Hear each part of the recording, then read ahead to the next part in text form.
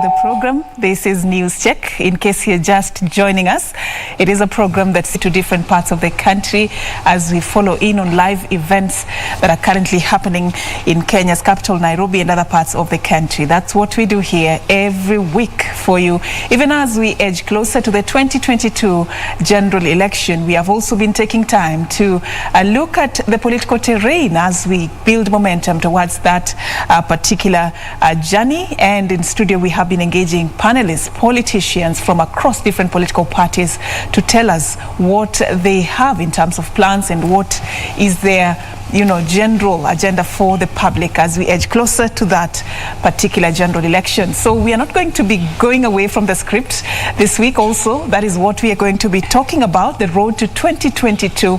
But remember, earlier President Uhuru Kenyatta has just led the groundbreaking ceremony of residential places for the officers from the Kenya Defence Forces, and we were bringing that event live for you. We got our team on the ground following up that particular function for us. What you can see on your screen there is the head of state, President Uhuru Kenyatta, still at that particular event, and he's going to be ensuring that this process kickstarts. He's done quite a lot to elevate the livelihoods and the welfare of officers from the Kenya Defence Forces. Remember him being in his capacity as the commander-in-chief of the Defence Forces.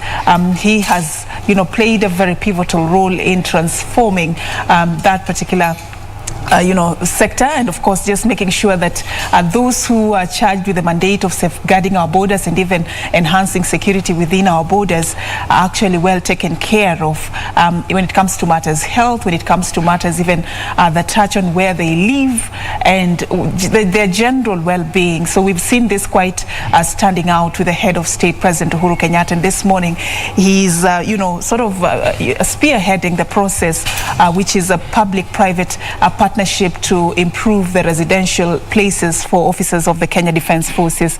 Let's just take you back to that particular function and listen into what is currently going on.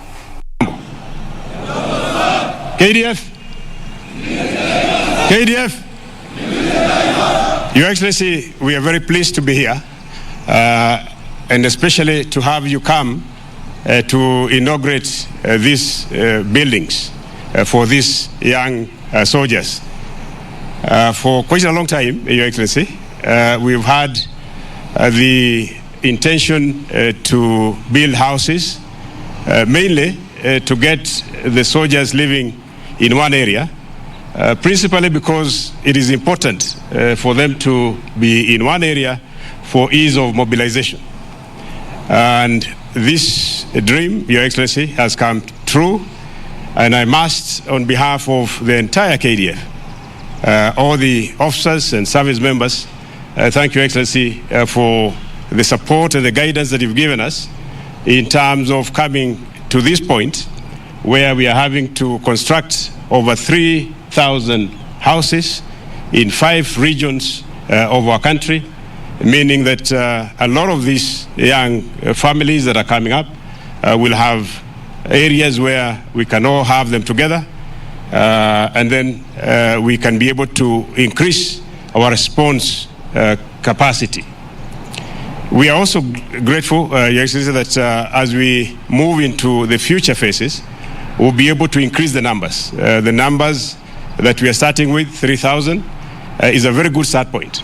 But those numbers will multiply as we move on, and hopefully within the next 5 years, we should have enough capacity for all the soldiers.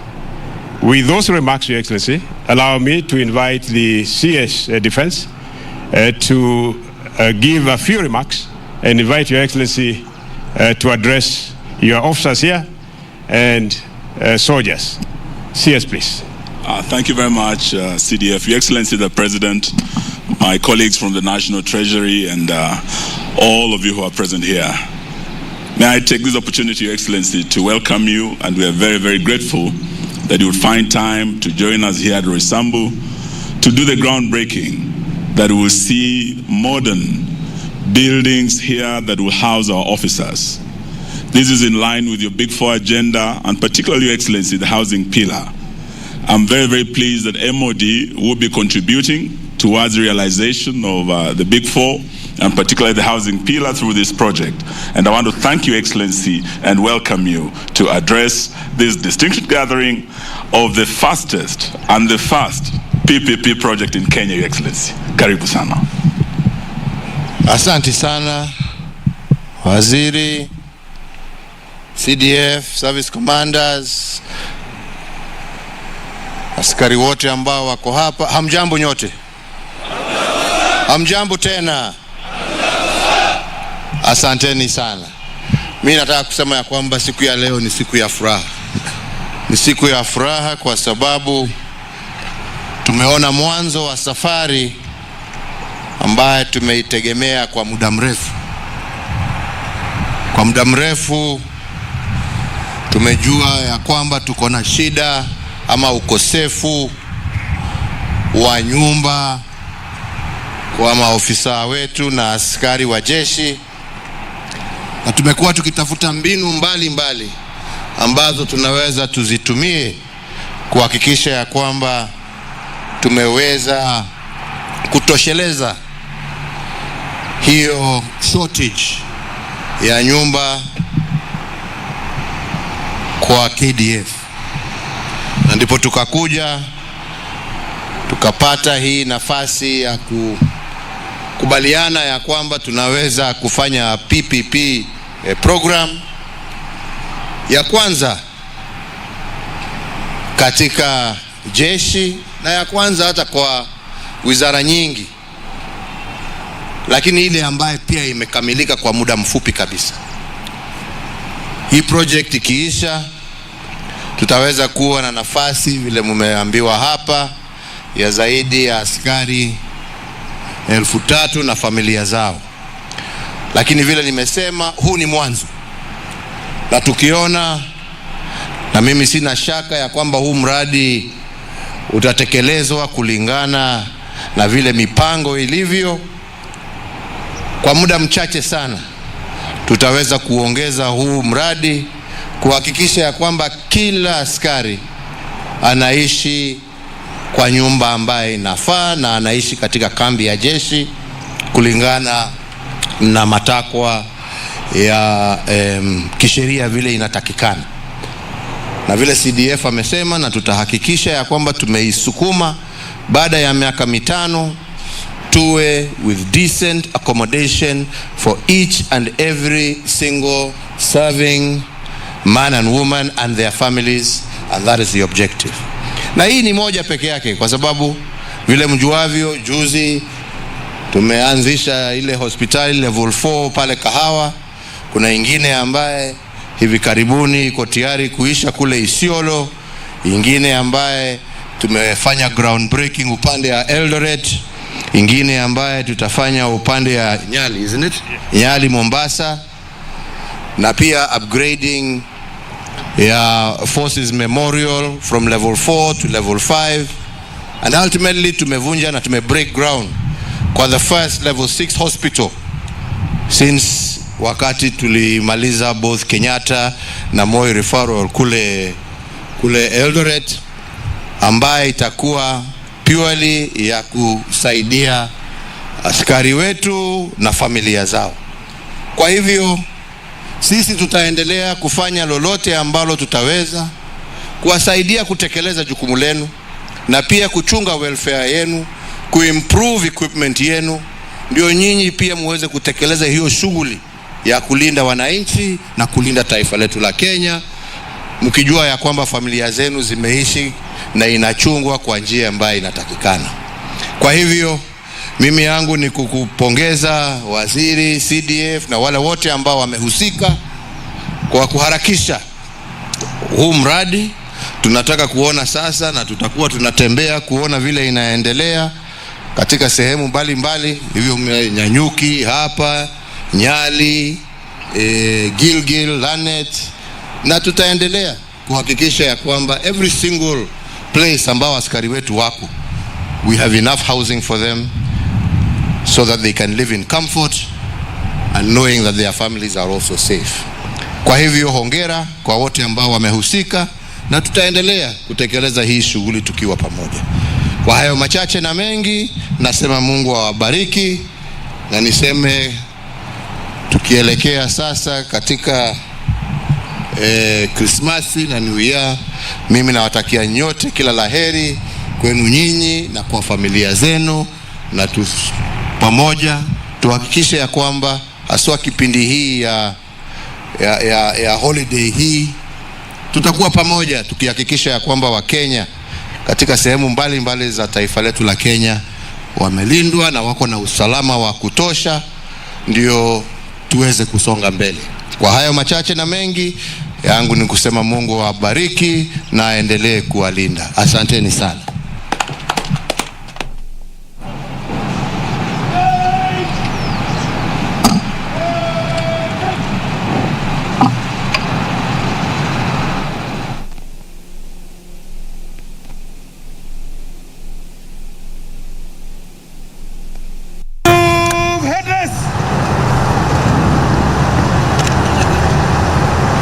Cheers for His Excellency the President and Commander-in-Chief of the Kenya Defence Forces. Hep, hep! Hooray! Hep, hep! Hooray! Hep, hep! Hooray! He plays headless!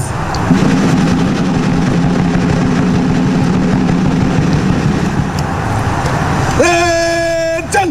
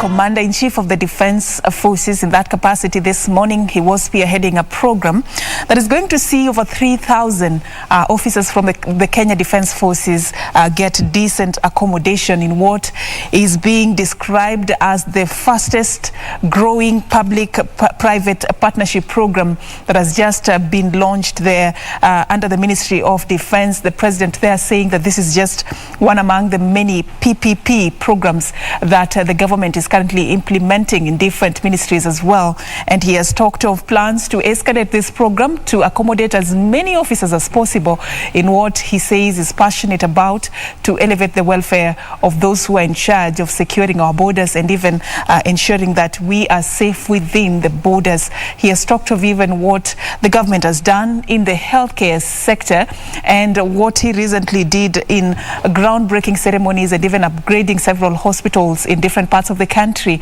to give, the officers better health in counties like Isiolo, in Uasin Gishu, in Eldoret Town, in Nyali, in the coastal region, and also upgrading of the Forces Memorial Hospital as part of the plans by the government to just ensure that our officers are better taken care of as they're, given that mandate to safeguard our country. Of course, we'll be giving you more details about this particular program as we proceed with the day's coverage.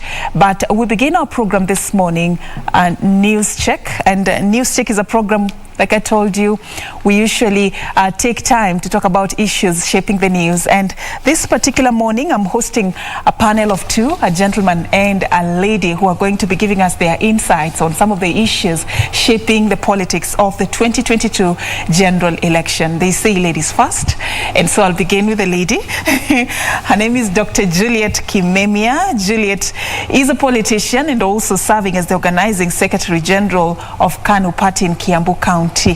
Thank you, Juliet. Thank you, Serfine. All right, we have Bernard Masanja.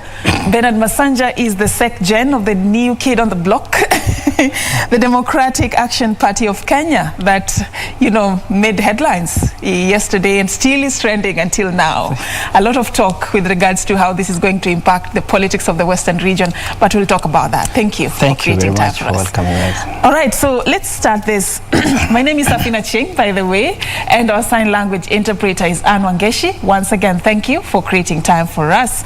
And I'd just like to begin this program by giving you both a chance to tell us a little bit about yourselves so that as we go, we get to know who we are having. So I'll start with you once again, Dr. Juliet Kimemia. Thank you, Serfine, and thank you for having me here. This is very exciting for me, and I want to really appreciate the opportunity. My name is Dr. Juliet Kimemia. I am, like you have ably put it, a politician, and I'm also a state officer because I've been working as a minister in the county government of Kiambu. So I am a public servant. In politics, I started my political journey in 2017 when I ran for the Senate seat in Kiambu County. And I did very well for somebody who was running on a KANU ticket in a Jubilee zone, the president's county. I got 14,000 votes. So that gave me very serious motivation. And now I can loudly put it that I'm running for the governor seat in Kiambu County. I have worked my ground very, very well, both when I was working as a CEC and right now. I'm out assembling my machinery to capture that seat, and I am not compromising. All right. Yes. All the best with that. From eyeing the senatorial position to now eyeing the gubernatorial position, what change of strategy have you implemented? I'll be engaging you on that later, but let me come to Bernard Masanja. Apart from being the sec-gen of is it DABK? DABK, yes. DABK, yeah, we're still getting used to it. Yeah, sure. What else? Tell us a bit about yourself. Well, as you rightly put, my name is Bernard Masanja. Bernard Masanja is a businessman in Kitale and also a farmer in Kitale. So, as you well know, Kitale is a food basket for this country. And at the same time, I am the Secretary General, founder member for DAP, the new kid in town. And we are excited. I'm appreciative that you invited us here. Want to showcase as DAP what are we going to do, what is this that is different we are going to bring on table, and we are sure we are going to do that as we progress on. All right. All right. Thank you so much, both of you, once again, for creating time for us. And remember, you are part of this conversation. We are not just having it here in studio. So keep engaging us on social media at KBC Channel 1, at Serfine_Achieng. Use the hashtag NewsCheck, and we will be sampling some of your views as we proceed. Now, let's kickstart with the new kid on the block. That's DABK. Yes. Yeah, so this is a party that was formed by a breakaway section of the Ford Kenya party, or how do you describe it? I wouldn't want us to take it that way. Yeah. It actually, Democratic Action Party is hardly 5 months old. And as you know, to form a party, you have to go through a very vigorous process. One, you have to establish yourself in not minimum of 24 counties. So to say that it's a breakaway faction of New Ford Kenya is misrepresenting the facts. So I want to say we are not breakout. We are just new people in town and attracting new suitors, not only from New Fort Kenya, in all parts of the country. All right. That is the position. I like how modest you are with this. Yes. But I'm looking at the names like Kandunyi, Member of Parliament, Wafula Munyinyi, and his Tongaran counterpart, Dr. Eseli Simiu, who, you know, are part of the leaders of this particular party. I mean, these are a team that were really, you know, at the center of the discord within the Ford Kenya party. Does it still not send any true. message? That is very true. But sometimes when you are faced with a certain situation in your life, you're bound to make some certain decisions to move on with life. So to me, I would rather talk specifically on DAP, because that's where at least I have the authority to talk about. And I wouldn't want myself to engage myself as to what has happened new in Fort Kenya, because I've never been there, so I'm not competent enough to discuss that. But I can only discuss how you're being so modest with it. You're still really insisting on being modest with it. But I understand you're not a politician. So let me just, you know, let's talk about this new kid on the block then, because that is where you say that is what you understand. That's right. We are almost clocking 90 political parties here. We've seen it. We've seen different political parties coming forth and, you know, talking to us about what is it that they want to offer. Why now, and what is this new thing that your party presents? As Kenyans, we must appreciate that we made a constitution and gave it to ourselves. And we say Kenya is going to be a multi-party system. It never said that we are only going to have one party or two parties. If we wanted to do that, we would have done so. But as Kenyans, we are conscious, and we had good reasons as to why that Kenya will be an open society and multi-party society. So people should not be bothered at how many parties we're going to have. Just like even Christianity. People are not bothered how many churches are there, how many religions are there, so long as you worship your God in the way you want. So exactly that's going to happen. And people should not be worried. And to me, I'm looking forward, we can have 150 parties. So to be it. So long as people are having their space, they are discussing their issues, and they can be able to prosecute their matters to a good conclusion. To a good conclusion. I'm still coming back to you to tell me what is that thing that you're putting on the table for Kenyans. Think about that. But then, you know, Dr. Kimimi, I mean, you're looking at this, and it was just yesterday this news trended, and I've just, you know, probed him on the fact that the numbers of political parties in the country keep rising. First of all, your take about the new kid on the block, and, you know, where we are going in this country with regards to the formations of political parties and political realignments. Well, I got quite excited because I just first saw it on TV yesterday. I had not even heard a rumor. So I gave them it was a surprise. You know. I gave them marks for giving us an interesting surprise. Because it comes, I think, 2 weeks after Ford Kenya had their NDC, and it was also looking well attended. But yesterday's looked like Allah, you know. We thought Akina Munyinyi are done with this game. Kumbe, they were also assembling their machinery. So to me, congrats, ST. Thank you. And I think it is high time we really embrace multi-party democracy. Although personally, I have a problem with multi-party because I'm a conservative. Like I told you, I am Kanu diehard. And if we go back to history, when the Section 2 was repealed and multi-party was introduced, many parties came in and tried to wrestle our party from power. And for 2 consecutive elections, we made sure that we won.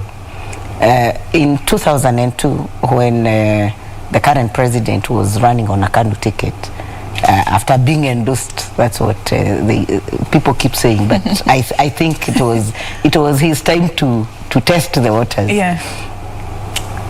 When the Kanu party stopped ruling and multi-party was allowed to probably thrive, what I have seen is immaturity in terms of capacity to really sustain a president. Because NAC brought in Mwai Kibaki, and within 2 years it was dead. I don't know whether it's by default, I don't know whether it's deliberate or what I'm calling immaturity, that it could not even sustain his re-election bid. That's why he had to form PNU for his second term. Fast forward in 2013, PNU had died early, and Uhuru Kenyatta, it was transition. Uhuru Kenyatta formed the National Alliance Party, TNA, which actually was acquired from the late Ginjo Kariuki. 6 months to elections, it delivered the presidency. But immediately in 2014, TNA was so dead that I remember the second governor of Kiambu went for re-election, for a by-election after the death of the Kabete MP on a new party that was called Jubilee Alliance Party, which JAP, which was also killed, so that 2016 Jubilee Party was created that delivered the second presidency. So what do I want to say? I don't think Kenya is ready in terms of mature democracy for multi-party. And that's why I'm saying we need to go back to Kanu. I didn't see you go there, but you know, that's besides the point. But then, are you saying that you have something against multi-party democracy? You know, because people thought this was something that made our politics progressive. It opened up our politics for different opinions. You know, sort of gave Kenyans a variety to choose from. You know, before you had only one thing to choose from. It's this or nothing. But after multipartism, Kenyans had a variety to choose from and have conversations about. Where do you sit on this subject? I have a problem with just what the analogy I've given you. That there is no single party after Kanu that has sustained to the next a president to get through his second term. So I think we need to, so instead of registering very many parties, and I'm very sorry SG, because I think today is day one of your job. And you're doing this, I mean, you're wanting to lose the job. No. I think SG, we need sincerely to have a conversation about political parties and nurturing democracy, so that generations to come will look at us and see sincerity in terms of letting democracy mature. So I insist that it is high time we revisit, so that we will have celebrations like we saw in South Africa, celebrating the National Party 100 years, or in China celebrating 200 years, or in the US, you know. I think there's one thing. As you add on to what she has said, is the problem multipartism, or how we have embraced it or implemented it? Is it us or the individual? There's no problem in multiparty. There's no problem whatsoever. One has to look at the corresponding benefits that Kenyans have managed to achieve through having many parties. I want to appreciate the position of my fellow panelists. One is said he's a conservative. So he cannot actually appreciate anything new. That is him, that's her. And when you look at it, to me, I'm very excited about multi-party. It has offered a position and a platform for many people, especially young people, to be able to showcase what they see that they can do. When you look at history, especially Kanu, conservative as they were, you find they had close to the society. You could almost predict who is going to be a minister in the next government. You'll almost predict with precision who's going to be a member of parliament in a certain particular body. But multi-party created a forum that I don't need, honestly, to be connected or to know anybody in another party. I can just go get a party and contest. And when you look at the development that has happened after multi-party, politics notwithstanding, is enormous. Kenya has moved on. People are making, the country's making progress. This is part of the challenges like another country can face. So to me, I'm excited. It is a way to go. I know when you have been used to a certain way of doing things, when things change, you feel that things are not working well. But how do you respond to the chronology of political happenings that she has cited? You know, let's not ignore what she brought up. The fact that these political parties that keep emerging they don't have a shelf life sort of to transition to the next generation election. What is it that we are missing? We are evolving as a country. The parties is talking about they're not even 10, they're not, we are not, there are many 100 years, like when you go to US, these parties have stayed for many years. So we are evolving as a country. We are trying to get our level in terms of multipartyism. It's hardly, how many years we're talking about? Not many years. So we are evolving. We will reach there. But I can assure you this is the best way to go. But how will we reach there? You see, what you should be asking us... These political parties keep closing shop. I'm saying, yes. You cannot copy-paste from what is in China and bring in Kenya. And equally when you go to what will you say in a place like Italy? The other time the government, but the country is moving on. That is who they are. So even in Kenya, we have our unique characters. So we should not try to say that we must be like America, we must be Britain. No, this is Kenya. We are doing things in a Kenyan way, democracy in a Kenyan way. And I'm sure when you look at now, what should bother us is this particular system. Improving our welfare, improving the economy, making the country move on. That's what we should do. But as to how many parties, just like I said, churches, it doesn't. When we have so many, it does not reduce our faith. We are still Christians. We are still Muslims. I want you to connect this with the question I asked you earlier. Our appetite for forming new political parties. How do you justify it when it comes to the context of what is in the interest of Wanjiku? Why are we doing? Why do we keep forming new political parties? And also, as you climax that response, tell me, what is it that DAP-K has brought in that will wow us? Something what surprises me, this is not Wanjiku. I don't know who is Wanjiku. I could be the one, Wanjiku. You know what I'm talking about? Wanjiku you took as if Wanjiku is just a certain caller who must be, appeased, who must be told this. No, Wanjiku is us. Yeah, we decide what we want to be. Yeah, and we have decided that this is where we want to live. This is what we want to do. You would have asked me, what is it that you're bringing on the table? And what is it that you want to do, what others are not doing? That's what I've asked you. To me, that's what you should engage yourself in. That is exactly what I've asked you. You see, if you see that I'm using this door and one, when you look at, with the due respect with the so-called senior parties, KANU party, so to speak. I took milk. Go on and on about that. You see, when you talk and listen to what the Kenyans are saying, there's something that they're missing. One is that they're not saying consistency in terms of policies. They're not saying specific programs that can alleviate. So we are coming in to fill that void. One, people talk of corruption just by mouth. But when it comes on action, nobody is able to say, let them bite the bullet and slay this particular monster.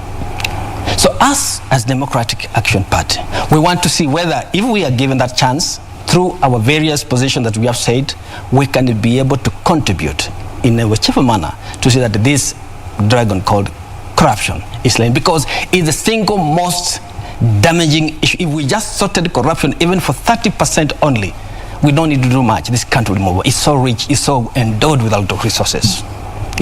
So corruption is that is our core. We want to see that things are done well, that if in terms of costing, they're costed well. If it's something being done, it's done in a way that it has a value to the country. Yes. The timing, though, of the launch of this particular party. Many are reading a lot from it. Does it have anything to do with the discord within the Ford Kenya party? I just want you to use this platform to set the record straight, because the translation and how people have interpreted the timing of launching this party, and those who were given the mandate to lead this party, Dr. Esele Simiu and Wafula Wamunyinyi, and even we saw the presence of the CS Eugene Wamalwa there. Does it have anything to do with the Western Kenya, politics? I wouldn't want to say it doesn't have anything to do with Western Kenya, because most of these people, they come from Western Kenya. But the bottom line, they're Kenyans. That's the bottom line. And two, we have said we're just 5 months old. We had to have an entry point. Why now? Yeah, you know what I'm talking about. And to be born, you don't choose when to be born. You are just born. And somebody cannot ask, why are you being born today? No, you're being too modest with us. You know what I'm You're saying? being too modest. I'm not with us. being economical with that. Yeah. I'm not being economical. You are not telling us. No, why now? What is the catch? Yeah, you know what? Being a new party and you create an interest and attract an interest of seasoned leaders like Munyenye, who is now a party leader, you feel that at least we are good people, and we are going to offer this platform, these people to exercise what they couldn't exercise elsewhere, wherever they were. That's the position.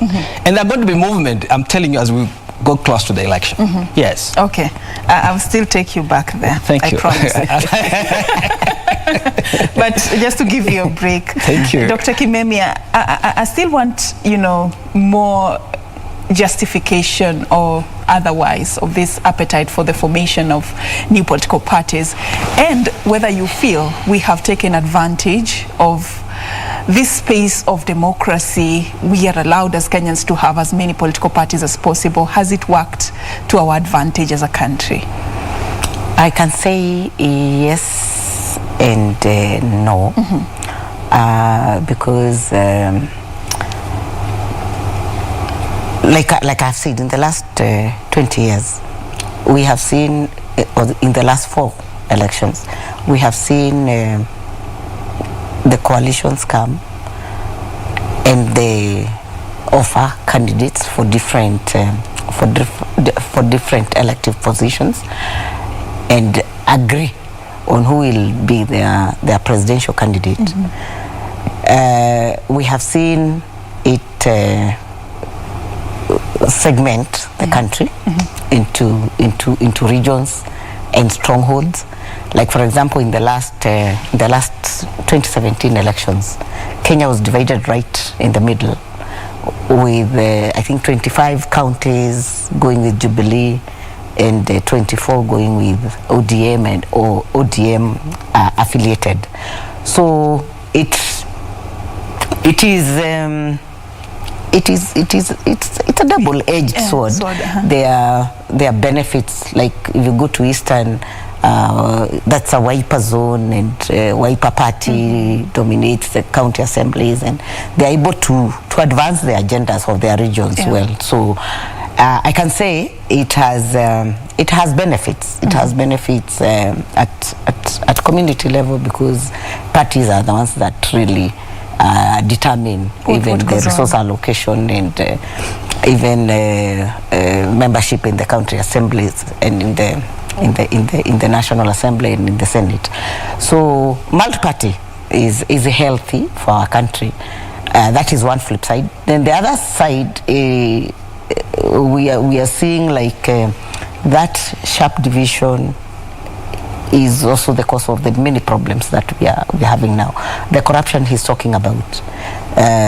When a particular party takes the top seat, then there is the sharing of the so-called national cake, and you see massive corruption happening in the ministries and in the State Department and even in the counties.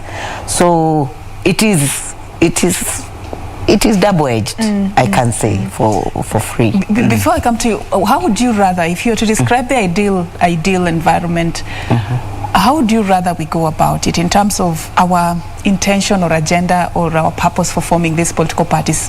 If we are to form one, what is it that should be like the principles that we follow, ideally speaking? The rule of law is, I think, one of the most important things, and every political party should advance really people-centered development, as opposed to party and my people, that type of focus in terms of allocating development is not very healthy for us. So if people can, or political parties and political leaders can pay attention to the rule of law, to the programs that are in the budget plans, in what is stipulated in Vision 2030. If people can can lead their counties, if people can lead the ministries without looking wewe ni wa chama gani, then we can be able to deliver services to the people, because the bottom line, and even why all these parties are being formed, is to connect with the people. So I am foreseeing these coming elections being very interesting, because there will be not one dominant party that will be at the lead. So I'm foreseeing no majority leader, you know. I'm foreseeing the National Assembly. Like now, if we look at the formations that are happening right now, but politics can surprise you. you know right now there is Azimio, and the next opponent is the UDA party that is propagating what we saw in 2017 at one party that has the majority. So I am foreseeing many people being attracted to Azimio, where you will not really shelf your party to join like ODM, but all support one presidential candidate. So I'm foreseeing a National Assembly that will have maybe 10 KANU, 3. Are you comfortable with 3? I don't know why she can't 3 give me members 10. of parliament from DK, 3 from ANC, 3 from you know. As we are talking now, we are not even but we are already having 2 members of parliament. Now you can imagine after elections. So there'll be no party that will have a clear majority in the county assembly. So these are interesting things that will emerge, because the opposite of Azimio will not work. That's why I can see DAPK, ANC, Ford Kenya, predominantly in Western region. In Mount Kenya, you know, we have a Mount Kenya Forum, where Martha Karwa's NAC is there, Moses Kuria's CCK, DP, you know. We have also very many parties. My former governor, Kabogo, also has his party. So all those parties will have serious representation in the assemblies. So it will be interesting to watch. It will be interesting. This transition is amazing. Yeah. Maybe we'll have you here after the election. Oh yes, as a governor. As a KANU governor. To look back and see whether what your prediction actually came to pass. But when I come to you, Masanja, do you think, you know, we are in that space she's describing, you know, politically speaking? Yes and no. I don't know how it's going to shape, but in the way it looks like it is going to be 2-horse race. And that's how it's shaping up now. And if that being the case, she could be right, that we are going to into a very interesting scenarios after the 2022 general elections. But to me, I think that's the way to go. That parties should be allowed to prosper. Parties should be allowed to have their space. And sometimes they can have interest to converge at a certain idea and move on as a block without really collapsing your individual party. To me, that is quite pretty okay. All right. As DAP Kenya, you've started with a sort of a clear mind, and your decision on who you're backing for the next for the presidential race in the next general election is clear. Yes. You're backing the ODM leader Raila Odinga. That's right. First of all, why? Why him? You know, one, you get friendship with somebody you resonate. You believe you have something in common. And towards where we stand and how we have talked among us as leadership of DAP is we find he represents almost what we thought we could. And as I've said, you know, we are 5 months old. Even if we wanted to offer a candidate for president, considering the time that is remaining, we cannot be able to man or to manage a very vigorous campaign because of logistics and kind of stuff. So we have to sit as a party and say, now, these are the scenarios, because we have to make a decision in one way or another and advise your membership. And we looked through, you know, both history, present, and how an individual person has been able to present himself. And we find Raila represents exactly what we think we can.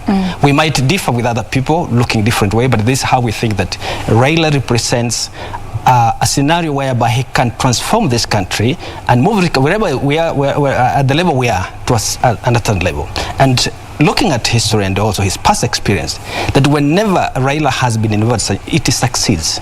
You look at the Section 2A, he fought very vigorously. You come to the Constitution and many other things. So to that extent, we thought we can reason it very well with his way of doing things, and we think he can form a good government, a government that's broad-based, and a government that can be able to respond to the various needs of the country. All right, so let me take you back now to the Western. I know where you're going. Yeah, I'll take you there. And we will keep going back there because we want to clear the air. We will clear the air. Yes. So the ANC party leader, Musalia Mudavadi, who's also from the Western region. That's right. Wants to become the next president. Yes. We have Moses Wetangula, should I say the party leader of Ford Kenya, or should I wait for the courts to decide on this matter? But he also was given the green light by his party to become the presidential candidate for the party. They all come from the Western Kenya region. In fact, they did not attend the Azimio la Umoja conference on 10th of December, which many said was sending a very strong political message about, their plans for 2022. So here you are as a party, backing Raila Odinga for presidency. I mean, will there ever be a time when the Western Kenya region will speak in one voice or back one specific presidential contender? That's where people get wrong. You cannot talk of Western Kenya without talking of Kenya. We are not, somebody does not over presidents because he wants to be a president in Western Kenya. That's how we have to look at things. So if Mudavadi is, for example, going for president, he's not going for presidency primarily because of Western Kenya. That's to miss the point. So to me, this issue of being pigeonholed, that now you must think like Western Kenya, anybody coming from Western Kenya or Central Province, you must, I think that we are missing the point as the Kenyans. First of all, if somebody offers himself as presidential candidate, he's not doing so because of the area he comes from. We can have different opinions. We can even be brothers, but we disagree on certain issues. When it comes to political issues, it is not how do I call it? You can be, for example, what tribe are you? I don't want to say that on national TV, especially I'm saying you cannot convert, like, for example, let me talk to my friend, he comes from Kiambu, he's a Kikuyu. I cannot convert to be a Kikuyu. You know what I'm talking about?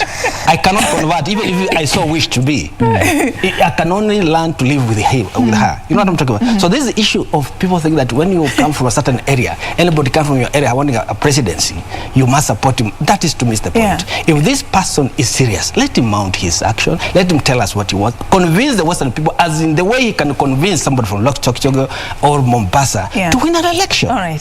Thank you. You've explained very well. Yes.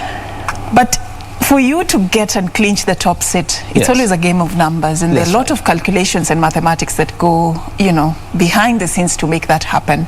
And getting the support from your backyard is very pivotal. If you're having three or two presidential candidates in one region, isn't this going to water down the kind of support that the particular region is going to give one of their own? Let us not really devalue the issue of presidency, that watering down. You see, when you stand as a presidential candidate, in fact, you should not bother about where you come from. What should bother you is what are Kenyans going to look at me? You know what I'm talking about? What of those things? What have you done in your backyard to inform whether we should accept in the national space? Because for example, most of these people have been national leaders. Some of them are very senior ministers in the government. To ask them what they've done to Kenya is missing the point. We should ask them, what did they do to Kenya? Not Western Kenya. Because Western Kenya is part of Kenya. Whatever he did elsewhere, he was doing to Kenya. So if we can do that, you find that fine, Musalia Mudavadi is good, or so-and-so is good, and we move on. The modest Bernard Masanja. Let me go to the politician. Maybe I will get some answers on this. Do you agree with him that the presidency has nothing to do with what you've done in your political backyard, that whether the people from your home turf support you or not, it is not in any way going to have an impact on your competitive advantage in the national space? Thank you. I come from a region that has presidents is a cash crop. That's what we say in Kiambu. I like it. Our cash crop, You our can presidents. boast about that. Yes, we can boast about that. Yes. But let me comment about the Western region, because to me, I'm academia. Yes. So I'm a historian, and I've been looking at the Western region. It's an interesting region, because I think significant number of votes come from the region. And from 2013, Musalia, let's say from 2007, when Musalia became a deputy prime minister, that's when, or slightly before, when he was a vice president for 3 months. Yes. There has been a chronology of events around the life and the person of Musalia that have really propelled him to be a presidential candidate. So he was Moi's deputy, even if it was 3 months. That was very good, because he's in history as having been a vice president. Then 2007, in the coalition government, he became the deputy prime minister together with Uhuru Kenyatta, who is the current president. 2013, he ran for presidency. So I think Musalia in himself really believes in himself as being a presidential material, and he offers himself. But unfortunately, Western region and Nyanza, I think, are joined at the hip. You cannot separate those two regions, because even if you look right now at the various economic blocks, the Lake region has 14 counties, the Western region counties, then the Nyanza counties, and also the 4 Kalenjin counties. They all form one economic block. So that area has a history that is difficult to dismantle, as far as their preferences for who their presidential candidate is. So Raila Odinga has been the preferred. Even right now, the counties, I think it's only one county that doesn't have an ODM governor, right? Yeah. The rest are all ODM, like the Nyanza counties. So those are the facts that cannot. So these are things cannot allow. One needs to consider also. Yeah, exactly. So Musalia cannot win over Raila Odinga, despite the fact that he's popular and he has what it takes. And I think I congratulate the DAPK. Get used. I mean, for running with Azimio, because unfortunately my party is with Weta and ANC leader Musalia under the Oka formation, and I'm sure all of you paid attention to what our big Kanu friend called Aturi said that at Kasarani that we need to run away from Oka. So I think we are talking. Your body language is encouraging. I mean, so we are all you're already telling us what you think you're not telling us. Or am I the only one? The body language is very she's encouraging. already telling us what she is thinking she's not telling us. Yes. Because Gideon Moi attended, the Azimio la Umoja conference. Yes. Is the One Kenya Alliance still one? Yes. No, just give us more than that. She's now being modest. One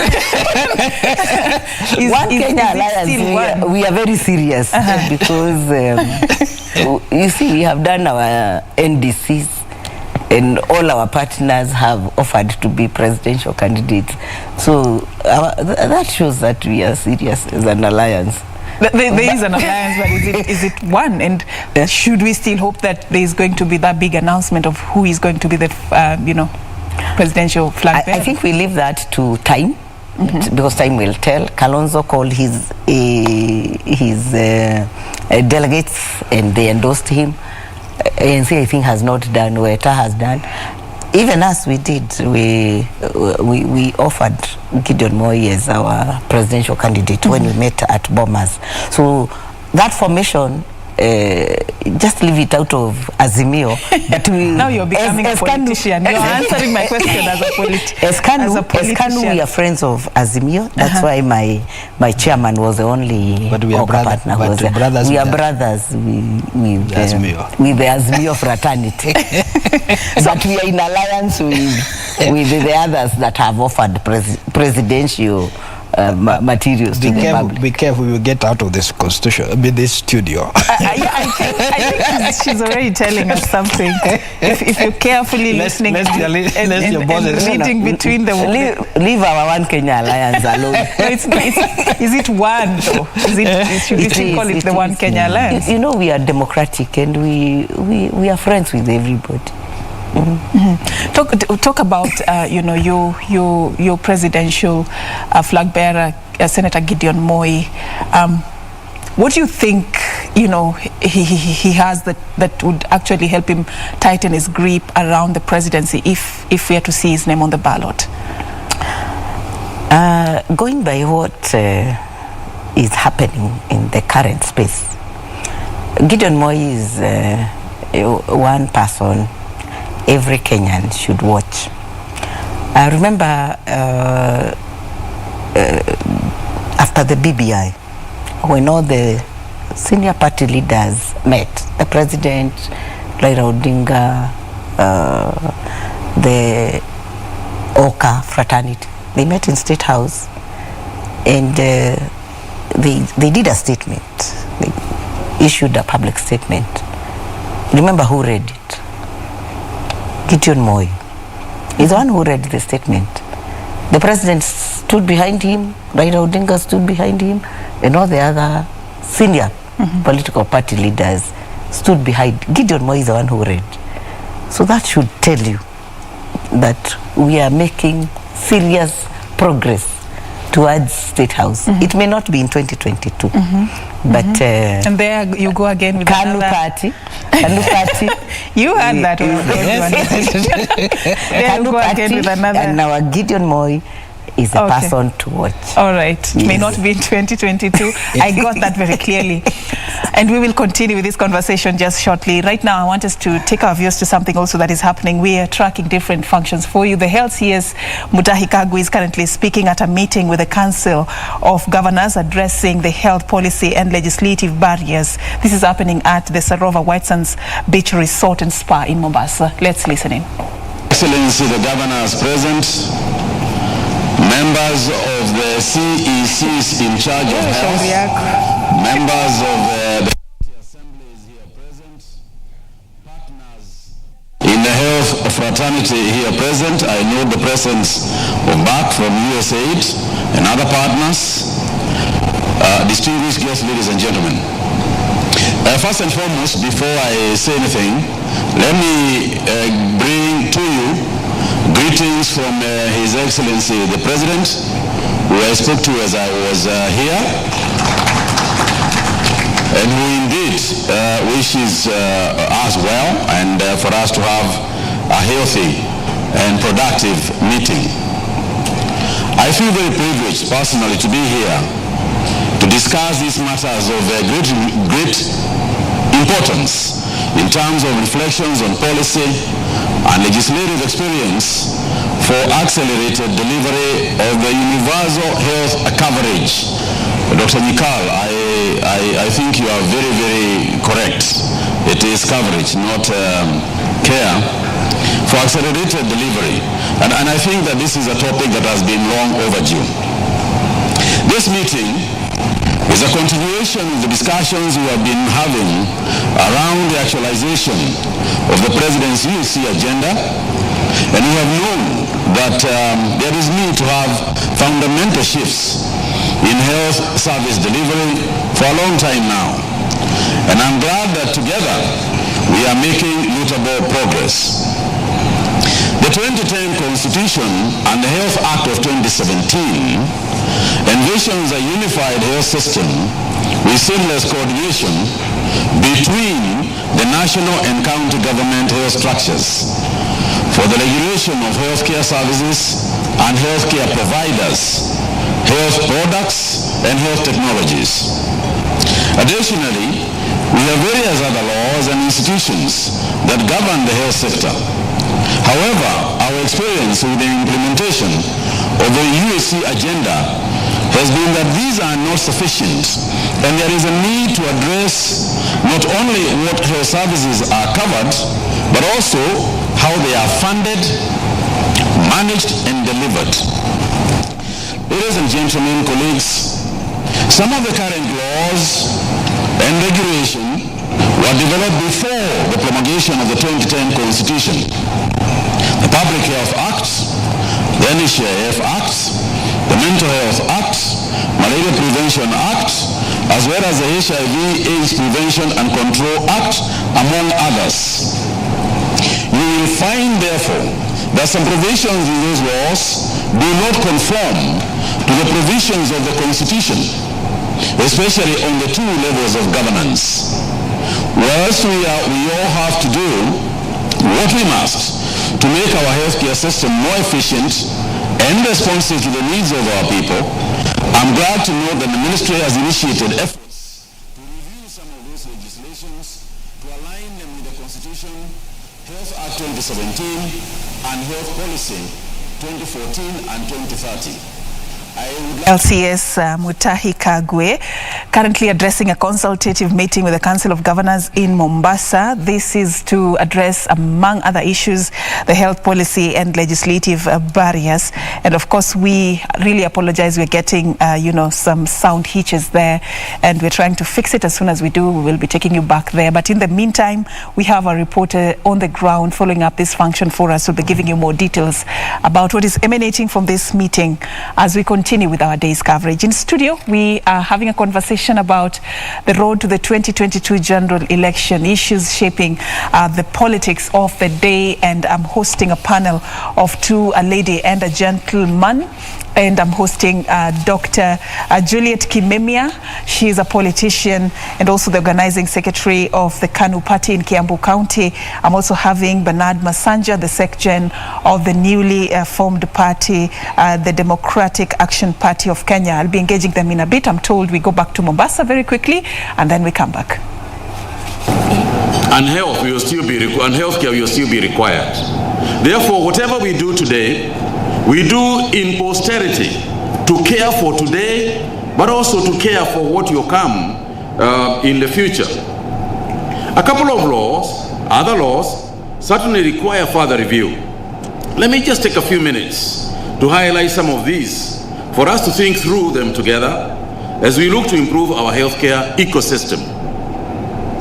We know that regulation of training, legislation, licensing, and practice of healthcare professionals is done by various government agencies established under Acts of Parliament. The 11 Acts of Parliament establishing those health professional regulatory agencies have left out health professionals, which then impact the quality of their training and practice. Out of these, 5 already have fully constituted boards, while we are in the process of inaugurating boards for the remaining agencies.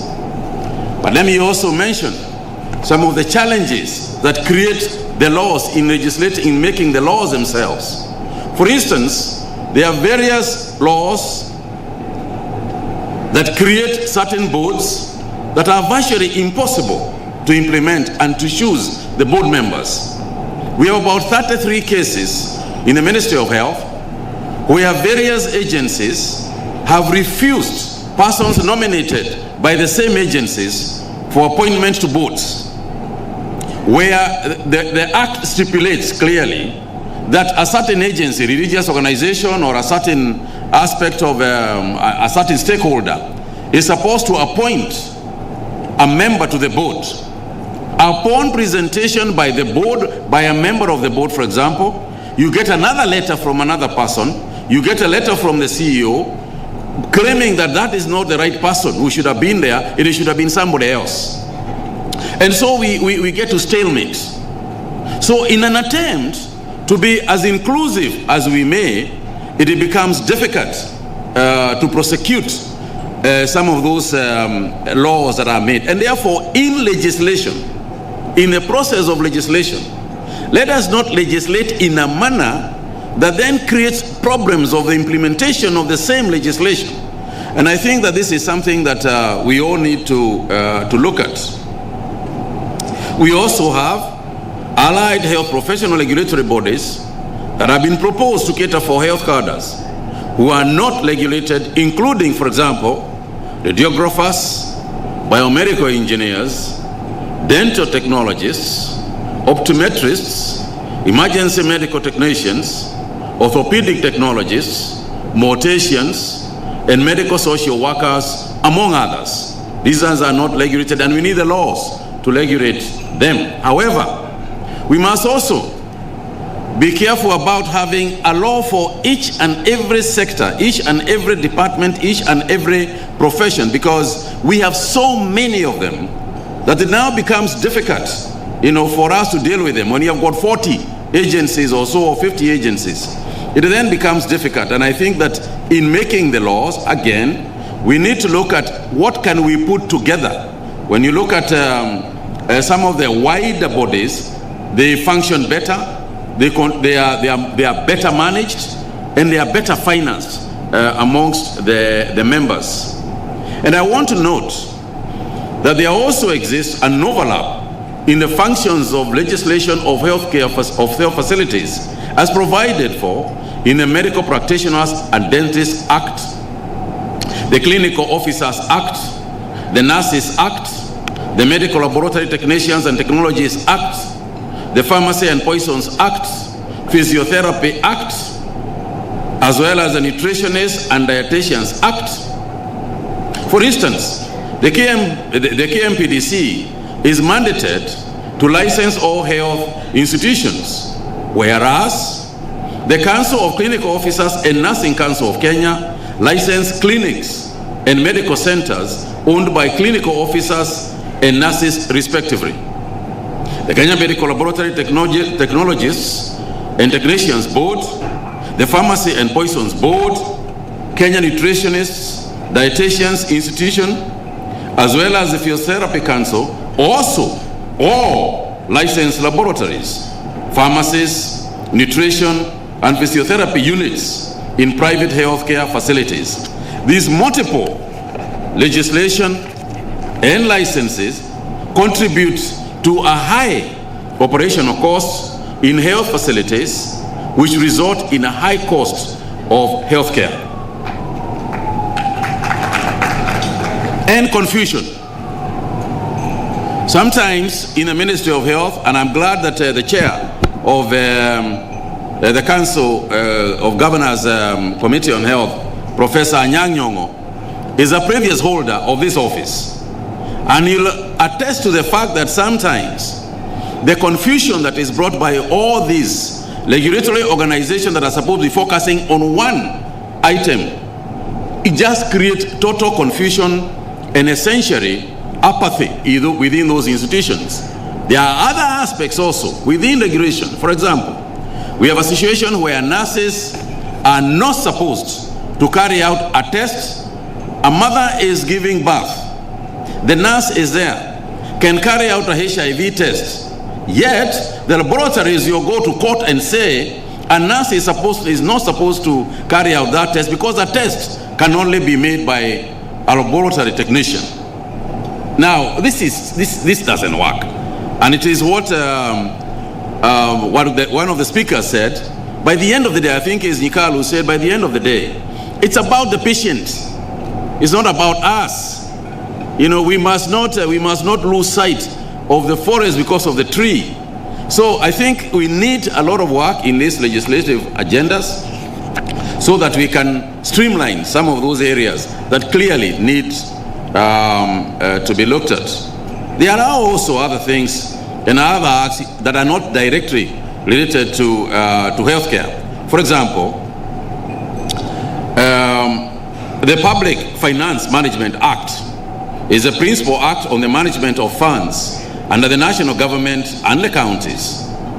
The act provides for for the establishment of a county revenue fund for each county government, as well as the establishment by each county treasury of a single account through which payments of money by the various county government entities are to be made.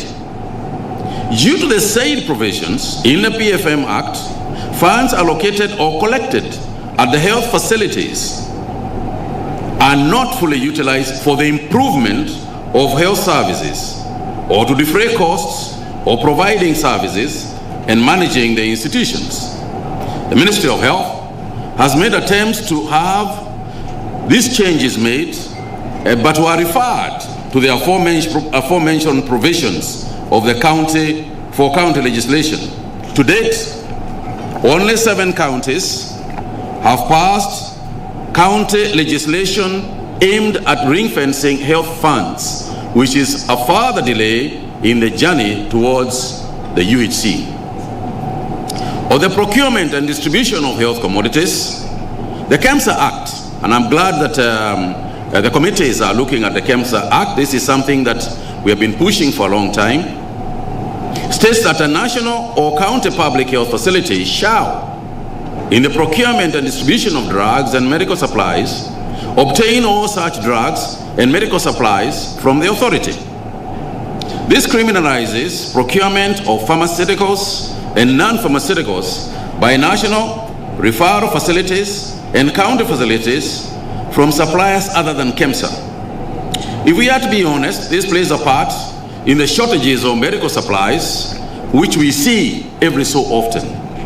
We can address this issue by allowing a few more players in the scene and in the act, rather than just limiting it to only one player. It is not about KEMSA.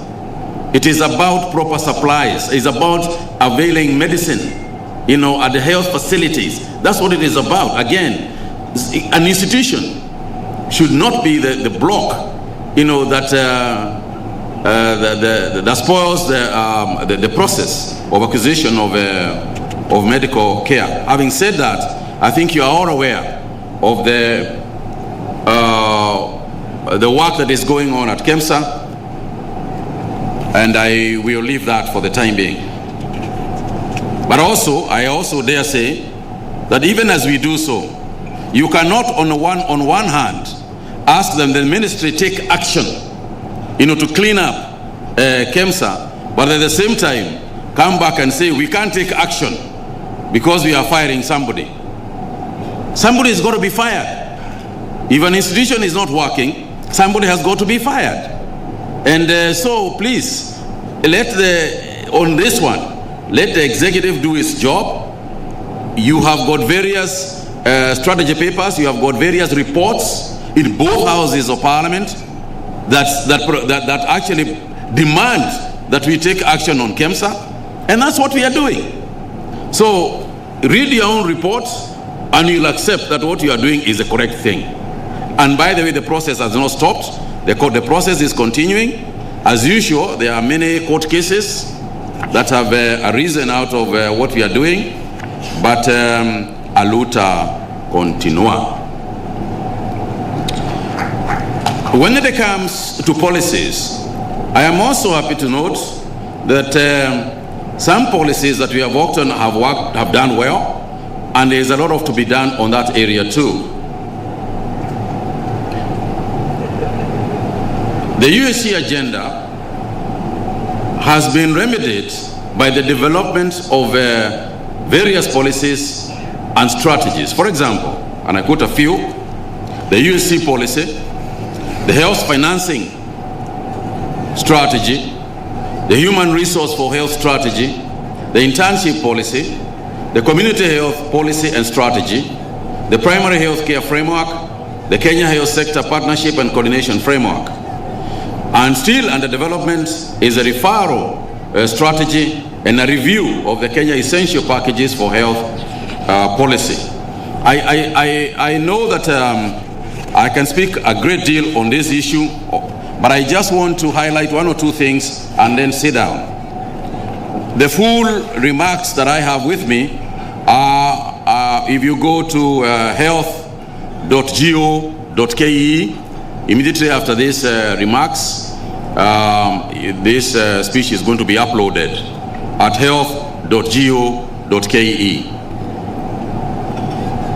I just want to close by mentioning one or two things regarding the way forward as far as health is concerned, particularly. Right, that is the health CS Mutahi Kagwe there speaking in Mombasa at a forum that has brought together the Council of Governors and officials from the Ministry of Health to just touch on quite a number of issues that are pivotal in, elevating the health status in the country, which touch on the health policy and legislative barriers. Staff talking there, CS Mutahi Kagwe, and Juneka Rees, of course, is following this particular meeting for us. She'll be giving us key highlights of what the stakeholders came up with at the end of it. So we will be giving you more details about that in our subsequent news bulletins. But in studio, we continue with our conversation. And like I told you earlier, I'm having a panel of two, a lady and a gentleman, balanced. And I'm having Dr. Juliet Kimemia. She's a politician. And may I say she's also a gubernatorial aspirant in Kiambu County. She's also the organizing secretary of the KANU party in that particular county. And of course, I'm also having Bernard Masanja, who is the Secretary General of DAP Kenya. Thank you both for staying on. Just before we go back to the political conversation we were having earlier, a quick comment on what the CS has just talked about. Do you think it's about time, Dr. Kimemia, that we remove the legislative and policy barriers that affect, access to healthcare for many Kenyans? I don't think we should remove, but there's need for review of the practicality of application of the law, so that services really get to the people in a timely manner, in an accountable way, and also without unnecessary delays. I have been a minister in the county government, and that's what I was sharing with my colleague here, on how difficult it is to even work within the framework of the Public Finance Management Act. It has so many barriers that a financial year will come to an end when the system has clogged and you have not been able to spend, and therefore the budget allocated to health, because like in my county, health has the bulk of the budget. At the end of the financial year, you find the auditor report indicating that your spending was only 30%. Yet throughout that financial year, there has been so much suffering due to the blockages in the system.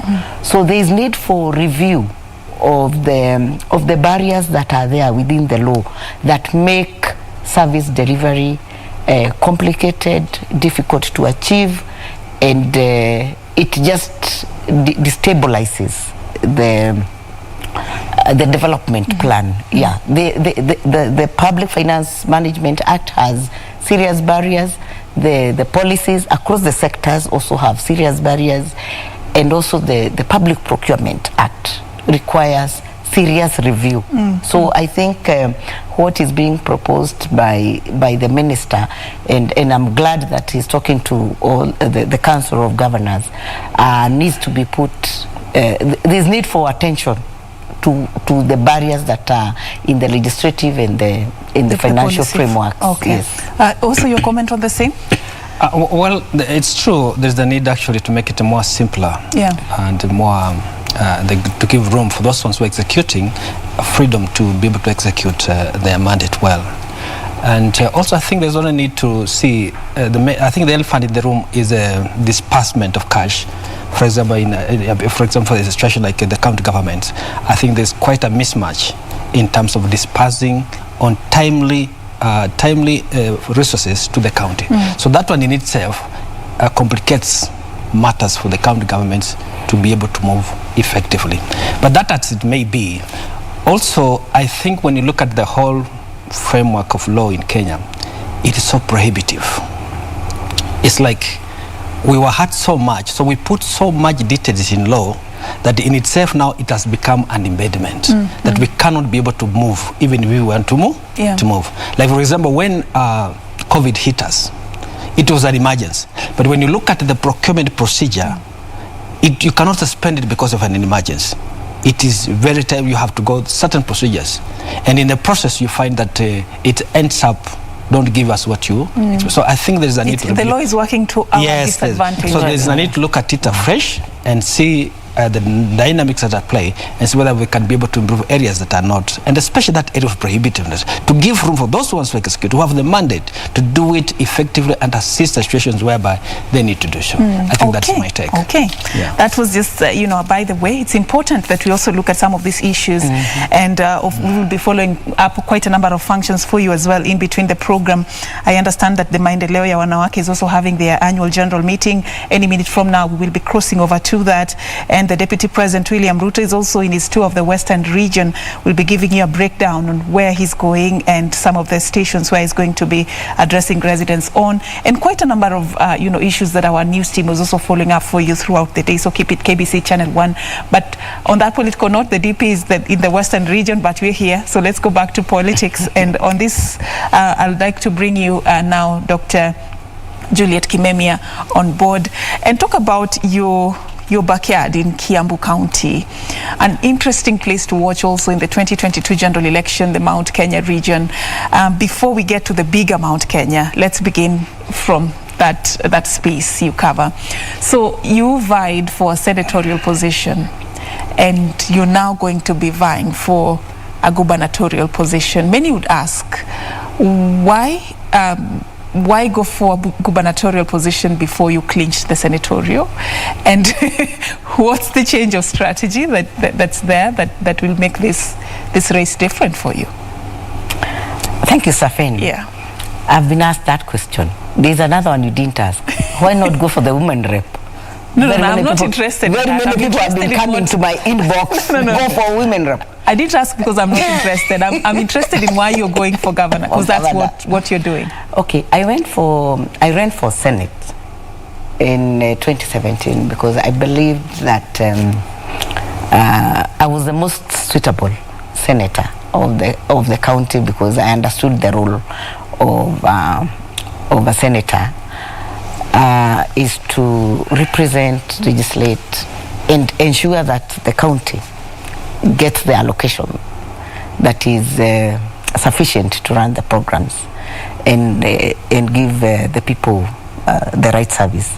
I didn't get the seat, but I thank God, because I got an opportunity to work in the government as a minister.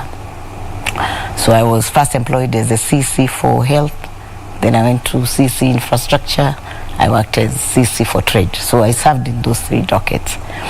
And my experience of being in the executive of the county is what has informed me on the need of being based at the county as opposed to running for Senate, where I'll be based at the national level.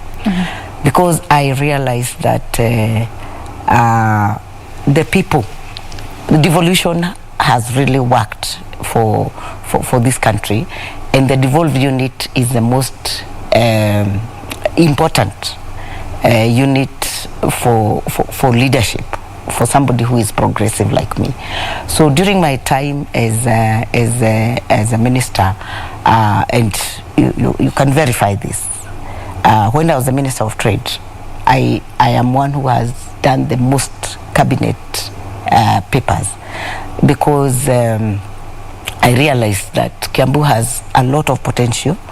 It is the bedroom of the city, and the governor and the deputy governor may not be very, very interested in looking at what the people of Kiambu need.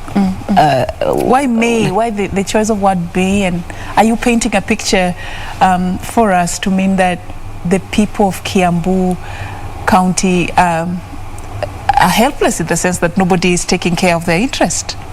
Yes, from experience, because I I think people run for seats motivated by different interests. What I saw is a very vindictive leadership. Investors come to the county, and the first impression they get is you must cough, for personal interests. So I realized that even when you are a CC, you cannot be able to deliver the mandate of that without the very serious intimidation by the governor. Let me be very candid. All right.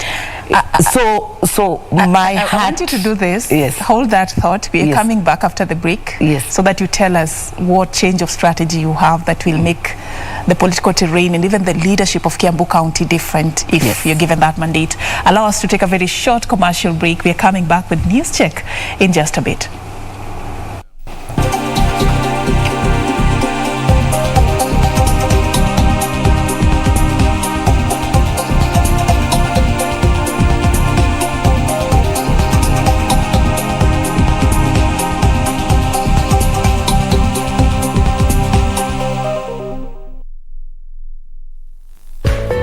You know you could be seated there, not knowing you're the newest millionaire in town.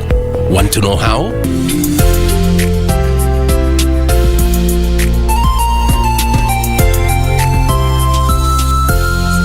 Visit ufaa.go.ke or dial *361# and find out if there's any unclaimed cash and other financial assets in your name. Labda umeomoka na ujui. Unclaimed Financial Assets Authority. Receive, safeguard, reunite. Log on to the KBC website at www.kbc.co.ke to get the latest breaking news, entertainment, sports, politics, lifestyle or business trends from Kenya and around the world. Never miss new episodes from your favorite TV shows, reruns and movies. Just stream online or watch live on your YouTube channel at KBC Channel 1 TV shows. For the day's biggest stories, trustworthy news and family entertainment, log on to KBC Channel 1. Watch what you want anytime, anywhere.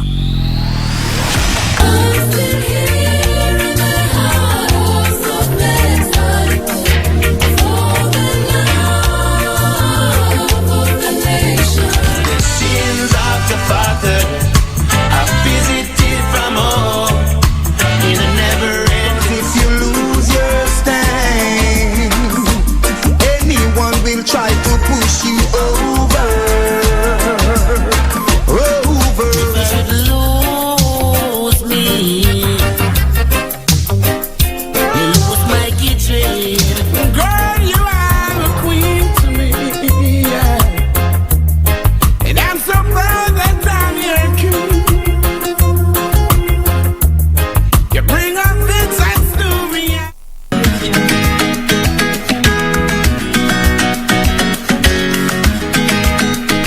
Kukasirika. Itafikia ule wakati tutakwenda zetu Dubai, sio hapa. Wamaanisha huu ndio uzito. Waona begi hapa? Wakishaona kama yetu ndio reli. Kesi itakuwa imeisha.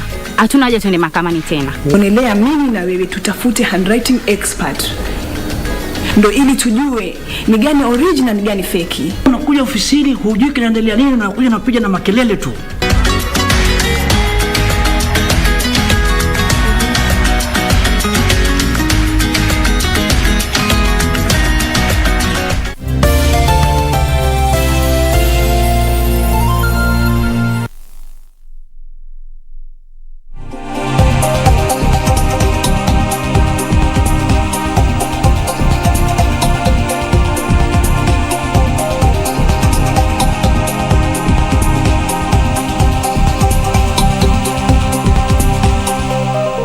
Welcome back. Away ahead Staying of with us. Remember, you can still interact with us at KBC Channel 1. Use the hashtag NewsCheck, and I will be sampling your views before we finalize the program. And in studio, we have been talking about the road to the 2022 general election. A lot of issues we have discussed, and we continue with my panel this morning. Bernard Masanja, the Secretary General of DAP Kenya. This is the Democratic Action Party of Kenya. This was just launched yesterday, and of course he says it is a party that has been in existence for 5 months, and we are yet to know more about their plans for 2022, but their core mandate, what they want to do for Kenyans, is the fight against corruption as one of the pivotal things that they seek to address. And of course this morning I'm also having Dr. Juliet Kimemia. Juliet is a politician, a gubernatorial aspirant in Kiambu County, and also the organizing secretary of KANU in Kiambu. So before we went to the break, Juliet, you were breaking down for us the the terrain in Kiambu County, cited quite a number of challenges that residents of Kiambu County are facing, including even what you termed as intimidation of the leaders there that hamper their service delivery. Talk to us more about that and how you plan to change the narrative. Thank you very much. Yeah, what I was saying, Kiambu has been very unlucky these 5 years because when the new government came in, within the first 4 months, the governor and the deputy governor started fighting. They fought daily, they differed on principle, and they could not agree on anything. So that in itself inhibited progress until a year later, when the governor was impeached and the deputy governor took over. He continued with the intimidation and just simply destruction of systems and policies. So that fight caused a lot of things to just stop. At the beginning of, every government has what is called the County Integrated Development Plan. If you look at the County Integrated Development Plan of Kiambu, which was presided over by the current governor, because he was the one who was really in charge of it, ask him how much he has implemented. In terms of implementation, how do you rate it? It's less than 30%. Why? Because when they started fighting, they divided the cabinet. So there were royals of this one and royals of this one, and nobody can perform their function if you are intimidated and you are coerced. So why I am really convicted that I can be able to take back the county to where we aspired it to be after taking over from the first governor is I know where the rain started beating us. I know the good, the bad, and the ugly of the county.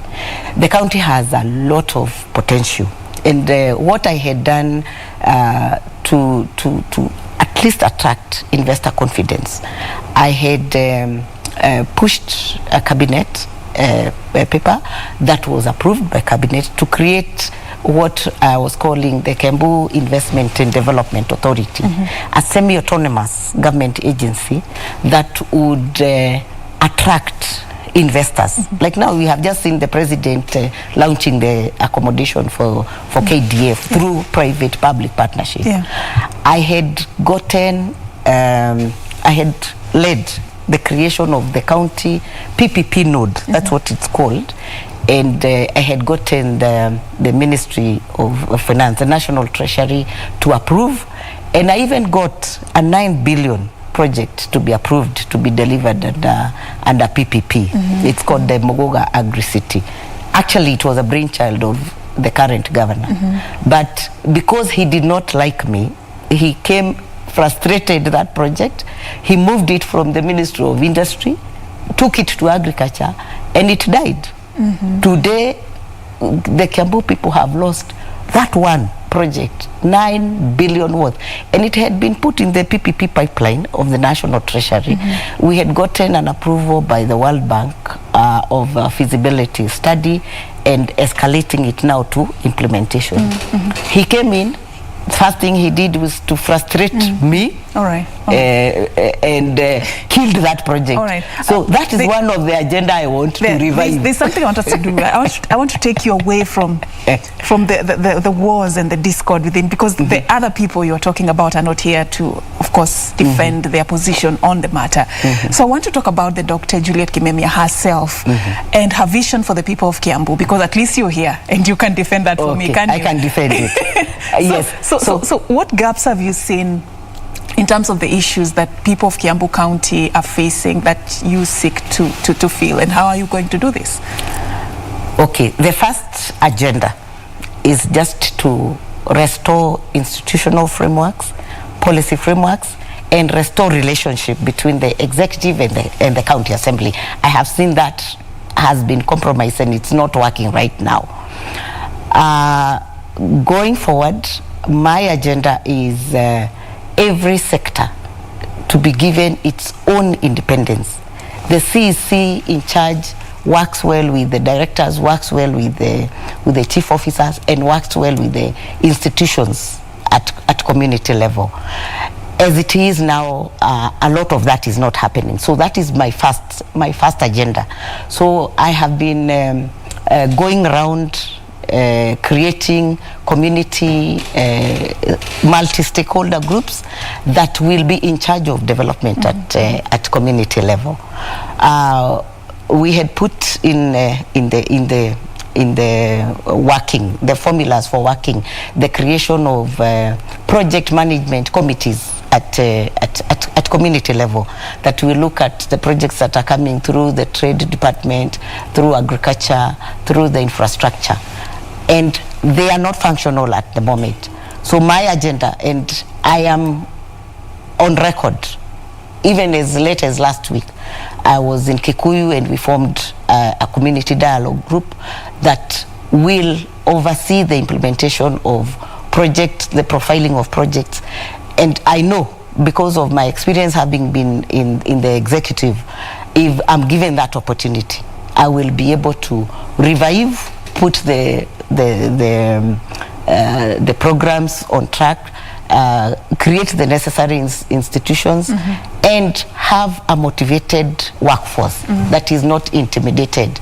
There is the issue also of the enforcement department. Right now, there is so much pilferage. There is so much loss of the monies that are collected from parking, that are collected from planning, because of what my friend here was talking about, corruption. So that is the biggest challenge in Kiambu County, and I know working with the systems and ensuring that all those officers that have been put there, because there are very many cartels. All those officers, we have to put them on notice. We'll just make the systems work by putting order and having people accountable for the actions they take. All right. ESCC, DCI, we will not have any compromise. All right. And you know, this looks like a beautiful promise for people of Kiambu. How sure are we that this is not just a slogan crafted to, you know, because we usually hear these very beautiful promises on the campaign trail, but then after election, it's totally different. What we see is the county trending for the wrong reasons, the discord, the executive and the county assembly, constant, you know, wars throughout the term of the governor. I mean, how sure are we that this is going to be different? It's going to be different because character-wise, I know I am a person of very, very high integrity. Before I joined politics, the Catholic women in the whole county, not whole county, but Archdiocese of Nairobi, had selected me as the chair of their finance committee. So I have been tried and tested in terms of spending public money and delivering on projects. Personally, I know that I will not condone corruption in the county. And ask EACC whether they have ever questioned me, and I have been in the county. It is because I am one person of very, very high integrity, high moral standing, responsible, and I am telling the people of Kiambu, I'm telling the people of Kenya, let us give women of high integrity an opportunity to run our government. And in 2027, let us be put on the pedestal. Let me be put on one pedestal with the governors that have been there in the county of Kiambu. You're ready to take up that challenge? Yes, I am ready to be put that, and I promise that I am going to be a very, very transformative leader, corruption-free. I can promise. If I will say like P.S. Hinga, if you find me corrupt, put me in Uhuru Park and shoot me dead. Today is the 15th of December. Yes. 2021, you say that. Yes. We hope to hold you accountable. Women are better in terms of integrity, accountability, responsibility. A woman will not come and loot and put money in the daughter's account. We cannot. Careful with where you're going. Do you agree that integrity and you know, transparency is a gender issue? Defend your gender. Not is really. It about? Because we have equally have women who are also in court because of corruption. So it is a matter of personal, and it has nothing to do with the individual. A thief is a thief, whether he's a lady or what, or a man. And all of them have been convicted on. I mean, and as we are talking, there's so many active cases in front of the court involving ladies. So could be he's the only one who could represent that. But I wish her good luck. She looks like she's a tough lady. Wish you good luck in Kiambu. It's a tough political terrain as well. It's not an easy. How I wish Kiambu is not an easy. Don't go there as a woman, go there as a candidate. Say you are, because you're going to talk to women and talk to men as well. And persuade them that you have what it takes to be a good candidate. She should pay you for consultancy on that.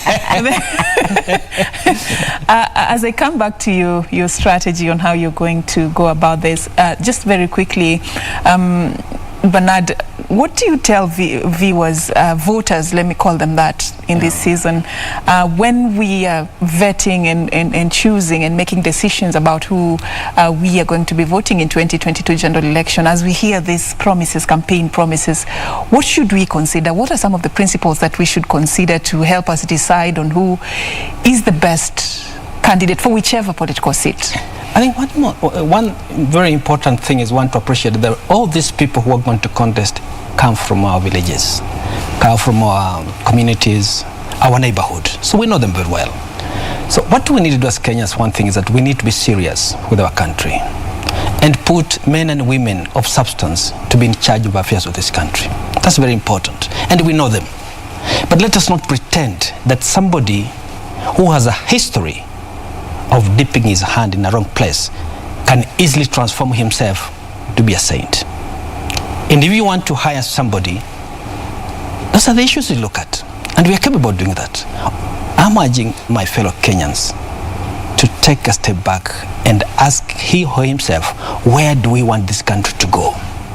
And we can only take this country where we want it to go by putting in place men and women of substance, men and women of integrity, men and women who have the passion to run the affairs of this country, not because of themselves, not because of their tribe they come from or the community they come from, but they want, because if Kenya succeeded, your tribe will succeed, your community will succeed, your child will succeed, your woman or your wife will succeed, and everything will go away. So that's why I'm urging my fellow Kenyans, take time. Don't be taken around by the euphoria of whatever slogans. But these people, we know them, they have presented themselves. It is not that they're coming from the moon. We know them. We know who, in whose hands we can be able to trust this country. In whose hands are we safe?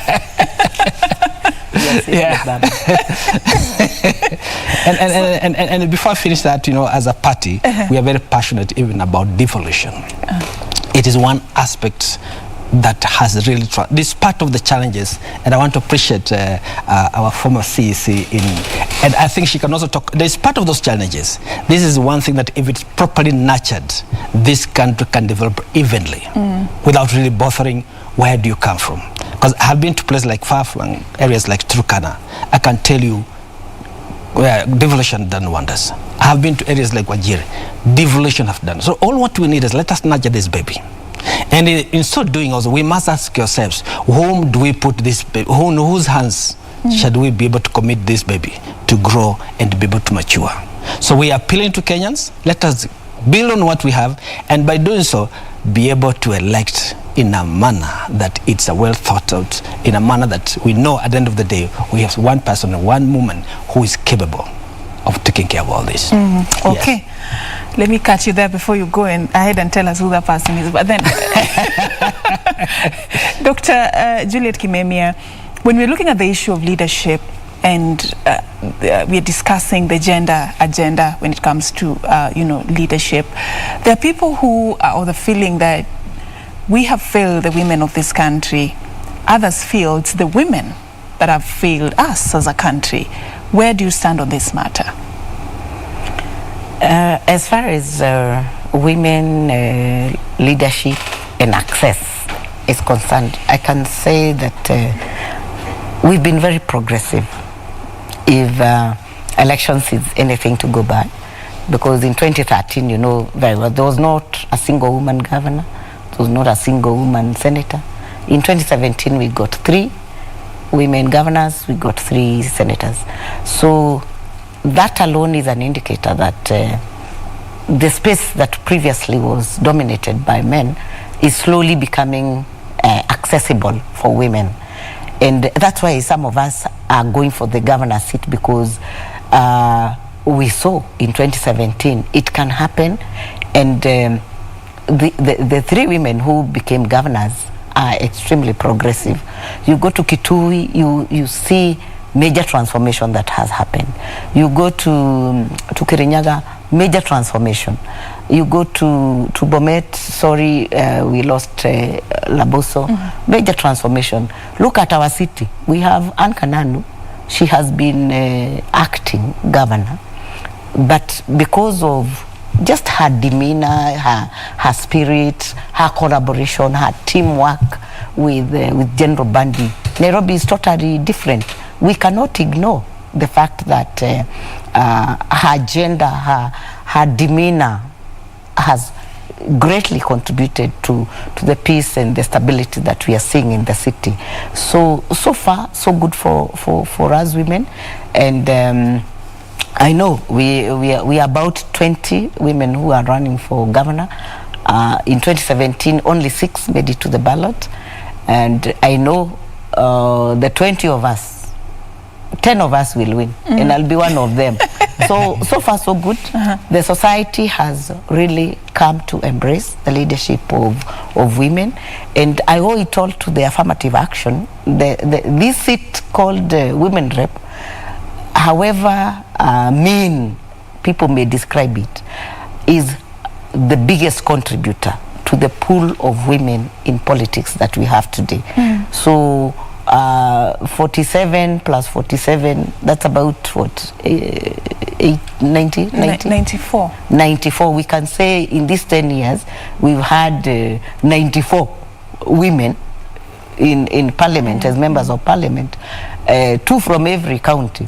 Either one has come back or one lost the other time. So that alone has contributed to the pool of women in politics. If you go to the county assemblies, we've had quite a number nominated who have been, and those who have been elected. That is another big pool. And right now, the ground has totally shifted. Everywhere you go, every ward you go to, it is 50-50. Like now my ward, I come from Sukari, where I have about 7 women who want to become the MCA, and there are 7 men who want to become. So 2022 will be a game changer. We are going to achieve the not more than 2/3 rule Yes, I can guarantee that. We look forward to that Yes, time, though. yes. But Bernard, as we edge, towards that direction, what should be done for us to dilute this narrative of just because I'm a woman? How should we begin to look at our politics differently if we are to talk to the women who are even planning to vie, in the 2022 general election? This tag of just because I'm a woman, how do we get rid of it? One, I want to say personally, I have daughters, and I want to appreciate, especially Madam here, to come out, because it's going to inspire others to say that this thing is doable. I also want to encourage our women friends that, first of all, there are problems with themselves. For example, when you go to the National Assembly, there's quite a huge constituency now for ladies in Parliament, but you don't see the corresponding, having risen from the little number of 3, 4, 5, now they're 8, 4, you don't see really a corresponding performance of women. So it is up to them to up the game, up to them to create and mark their space. For us men, we have no problem. We support them. The only people who don't support them, the women themselves, they don't support each other. In fact, when you see a woman coming down, most likely it is not a man pulling that woman down. It is they themselves. But that is that's debatable, though. It's changing. And I want to personally, I believe in women leadership. Wherever a woman has been in charge, areas I've seen, they have been very, very effective. They do it like any other person. And I want a situation whereby everybody, including our women, are given equal opportunities to be able to showcase what they have and assist this country to move. And I will be very excited person to see that actually we achieve that 50-50, or even at a most to have a 60-40. I think this country will be okay. All right. I hope you're not planning to be elected just because you're a woman. Yes. No. I am a leader in my own right. Yes. And so are the other women who are running. Yeah. They're not running because they are women. Yes. They're running because they are leaders. All and right. We will shake and shape 2022. All right. I can guarantee you. So as we wait to see that, Kanu in Kiambu County, what's your strategy? As a party, let me say this time round, Kanu is doing extremely well.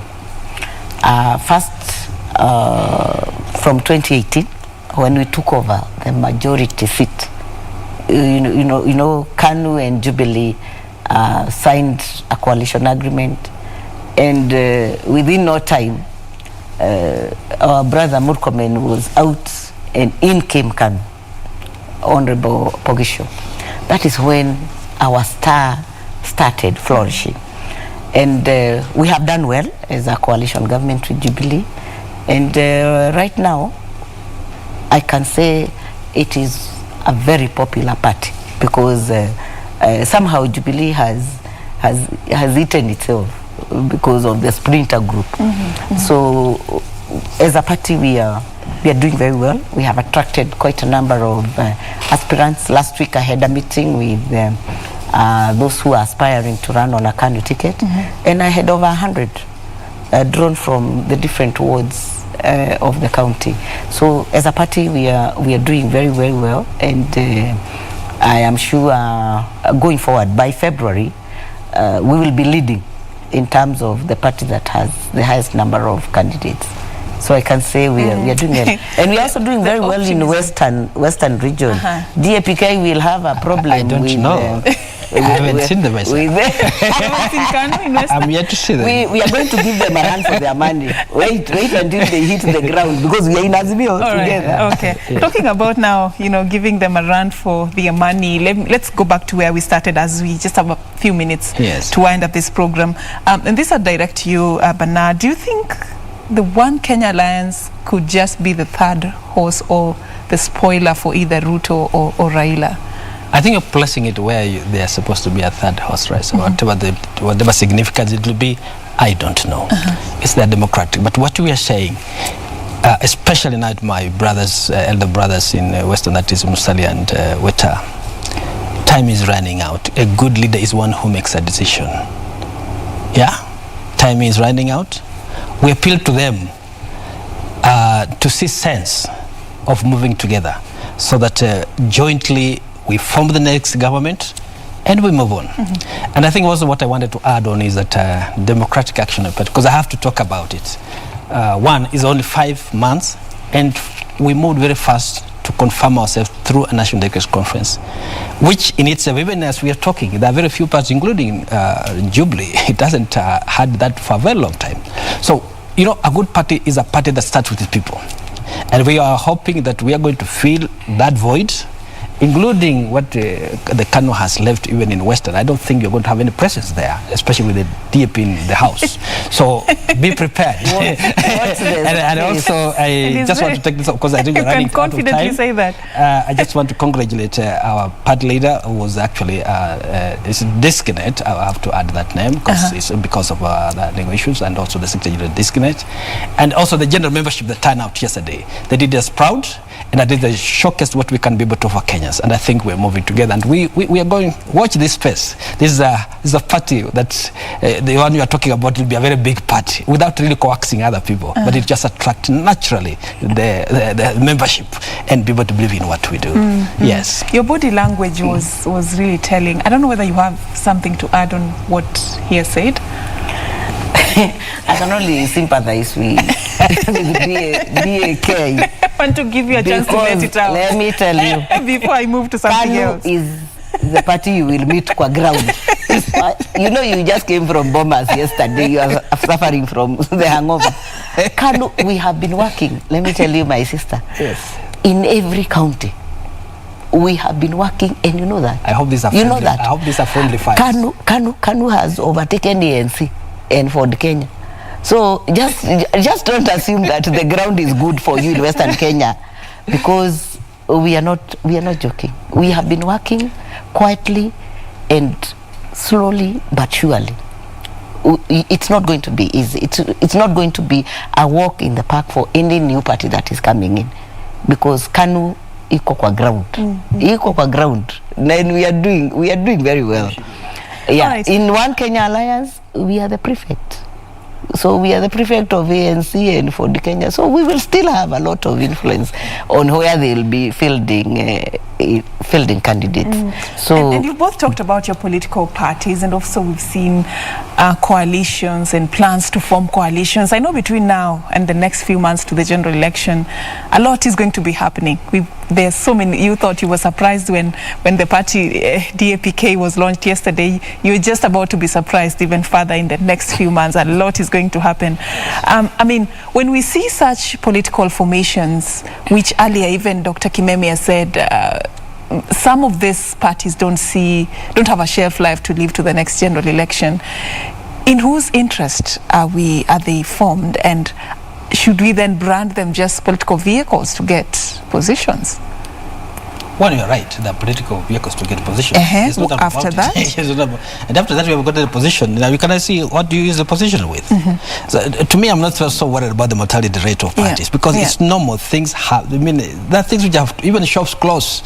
It doesn't matter. Even we had Nakumat, very big institution, closed. So we should mind about mortality rate. What matters around? What matters around? Prematurely, what matters around? Don't they send a bigger message? You know what I'm saying? What matters? What is Kenya losing? If the Kenya is not losing, the issue of parties collapsing, doesn't bother.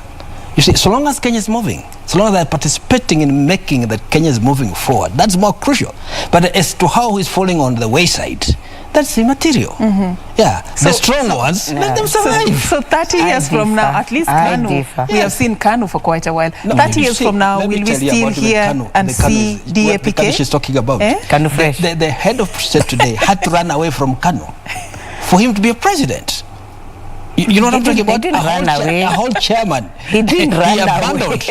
Why do I have a feeling you guys just want to start another show when I want to wind up? So let me do this. Let me give you a chance to give us your final words. Maybe in the near future we'll pick up from where we are putting a comma. Seems like there's a lot. Daktari. Finally, we have to allow democracy to mature.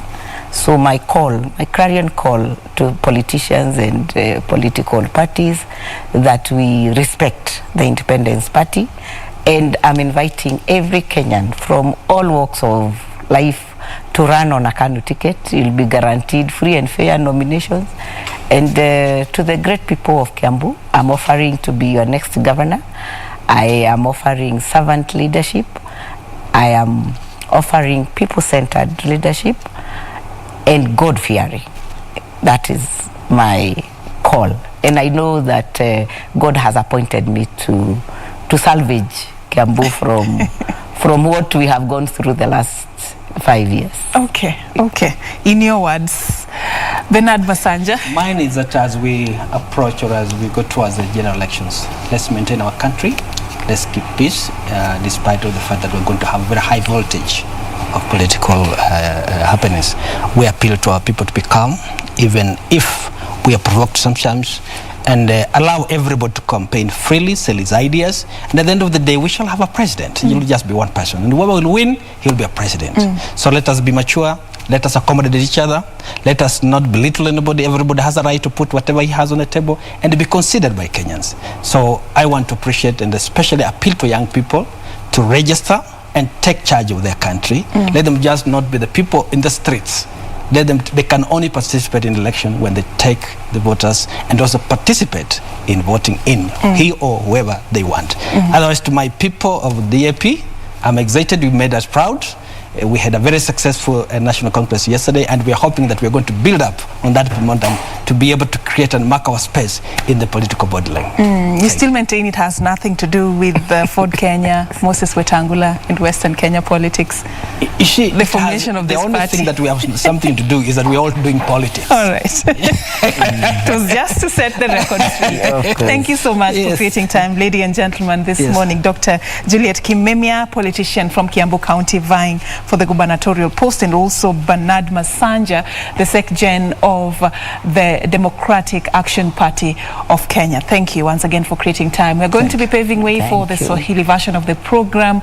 Kurunzi Mashinani and Tamrini coming up shortly. Don't go too far.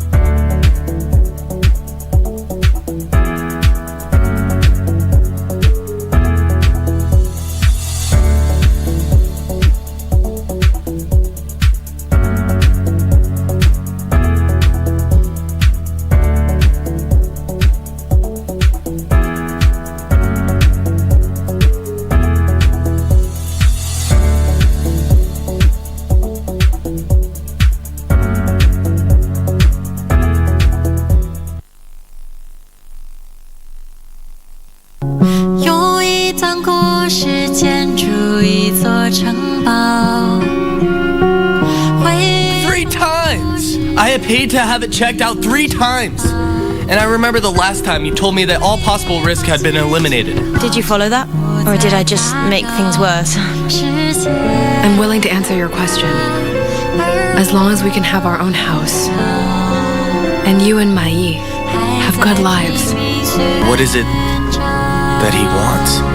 Is he blackmailing us? He said... 有一段故事建筑一座城堡